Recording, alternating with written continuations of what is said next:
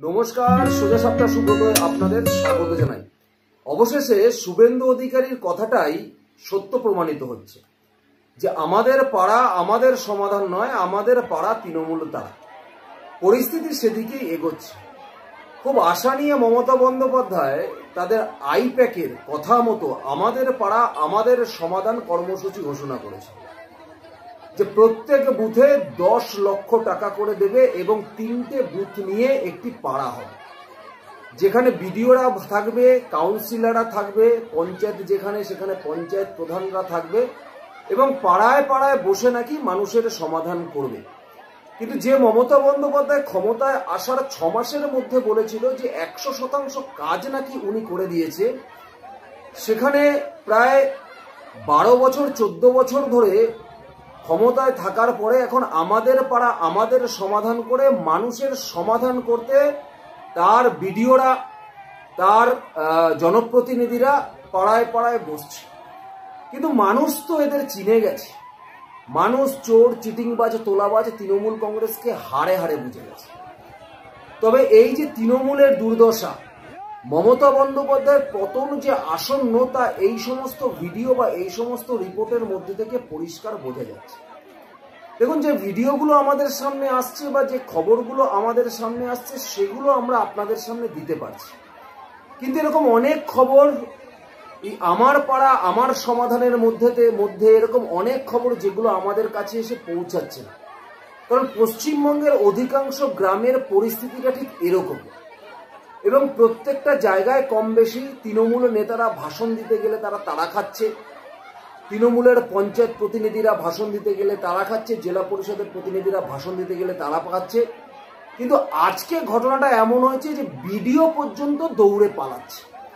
ভাবুন, একজন WBCS officer BDO হিসাবে কর্মরত, তার দায় দায়িত্ব কর্তব্য থেকে সে যখন পিছিয়ে গিয়ে শুধুমাত্র কোনো একটি ব্যক্তির তোষণ করতে বা দলের তোষণ করতে, ব্যক্তির চটি চাটতে ব্যস্ত থাকে এবং জনগণ যদি খচে যায় তার পরিণতি কি হয় তাই ভিডিওটা থেকে পরিষ্কার বোঝা যাচ্ছে। দীর্ঘদিন ধরে রাস্তা খারাপ, এবং রাস্তা খারাপ শুধু নয়, বারবার ভিডিওকে বলা হয়েছে কানে লাগায়নি, সেখানকার পঞ্চায়েত তৃণমূলের মেম্বারকে বলা হয়েছে কানে লাগায়নি। একটা প্রসূতি মহিলাকে পর্যন্ত সেই রাস্তা থেকে নিয়ে যাওয়ার জন্য অ্যাম্বুলেন্স পর্যন্ত ঢোকানো যায় না। কোনো মুমূর্ষ রোগীকে নিয়ে যাওয়ার জন্য সেখানে অ্যাম্বুলেন্স ঢোকানো যায় না। গাড়ি তো ছেড়ে দিন, ছেলেমেয়েরা হেঁটে স্কুলে যেতে পারে না, রাস্তার এরকম অবস্থা, দুর্দশা। ভেবেছিল গ্রামবাসীদের এত অনুরোধের পরেও করিনি, তাতে কি হয়েছে? দিদি আমার পাড়া আমাদের সমাধান করেছে, সেখানে বসবো, গ্রামবাসীরা আসবে, তাদের রাস্তার কথা জানাবে, আর সঙ্গে সঙ্গে রাস্তাটাকে ঠিক করে দেব যাতে তৃণমূল কংগ্রেসের দিকে ভোট ব্যাংকটা যায়।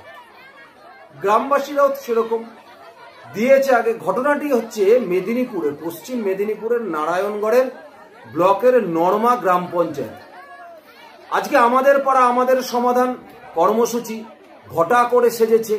বিডিও থেকে শুরু করে পঞ্চায়েত প্রধান, পঞ্চায়েতের মেম্বার সবাই গিয়ে সেখানে জড়ো হয়েছে।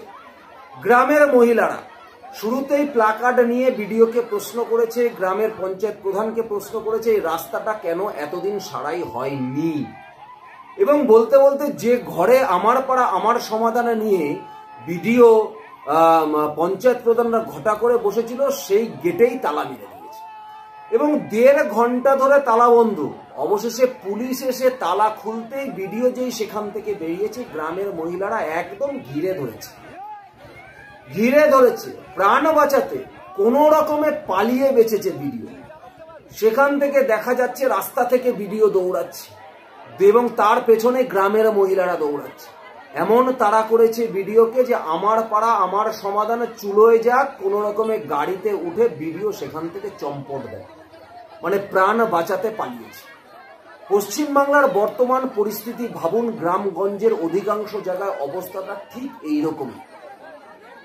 হয়তো শহর অঞ্চলে বসে আপনি এগুলো উপলব্ধি করতে পারবেন না, আমি এগুলো উপলব্ধি করতে পারবো না, কিন্তু গ্রাম বাংলার মানুষের দুর্দশাগুলো আজকে গ্রাম বাংলার মানুষ যখন এই সরকারি আধিকারিকদের বারবার বলার পরেও শুধুমাত্র কাটমানি তোলাবাজির ফলে তাদের রাস্তাগুলো দিনের পর দিন ওই রকম অবস্থায় পড়ে রয়েছে এবং দুর্দশাগ্রস্ত অবস্থায় গ্রামবাসীরা দিন কাটিয়েছে, আজকে তাদের হাতের সামনে পেয়ে সরকারি আধিকারিক পঞ্চায়েত প্রধান যাদেরই হাতের সামনে পাচ্ছে না কেন একদম সুদে আসলে কিন্তু উঠিয়ে নিচ্ছে।